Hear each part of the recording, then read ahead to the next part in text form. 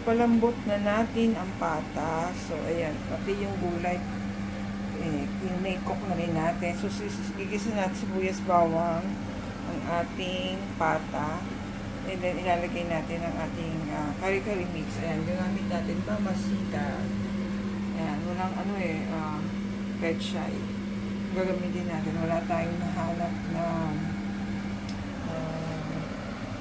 puso ng saging dito sa Abu Dhabi. So, ayan.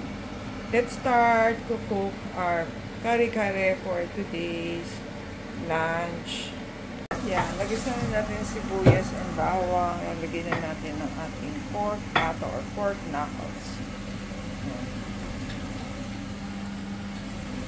Our kare-kare mix, mamasita, pechay, sitaw and yan, isa pa na ang pata. Sinisir na lang natin.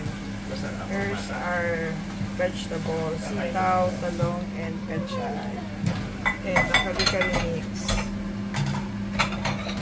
Lagyan na natin yung ating kari-kari mix. Kari-kari mix in our pata. Yan, papakuluin muna natin yan. Lalagyan natin ng peanut butter. Ng peanut butter, saka natin lalagay ang ating gulay. Sana masarap ang ating kare-kare para hindi naman tayo mapahiya kay Kati and Tin. Ang kitchen, there's their unit. Ang kitchen natin in Abu Dhabi. Ganda po ang kitchen natin. Okay, our oven with the laundry. Ilagay na natin yung half ng peanut butter. Tapos ilagay natin yung gulay, pechay, sitaw, and ayan. Ilagay na natin. And nilagay natin yung kare-kare. Sana masarap ang ating kare-kare. Magustuhan ni Kati and Papsi.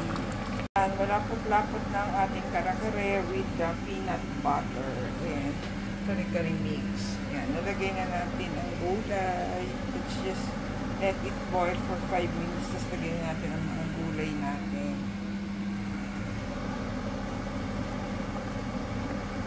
Here's our kare-kare. Ayan, medyo mahirap lang haluin sa kanilang kaldero. Like our malaking kawali in the Philippines, diba? Madaling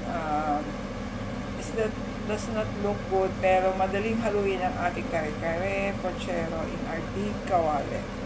Yan, maluluto na ang ating kare-kare. Sana magustuhan ni Tin and Kat and Pops ang ating kare-kare lunch for today.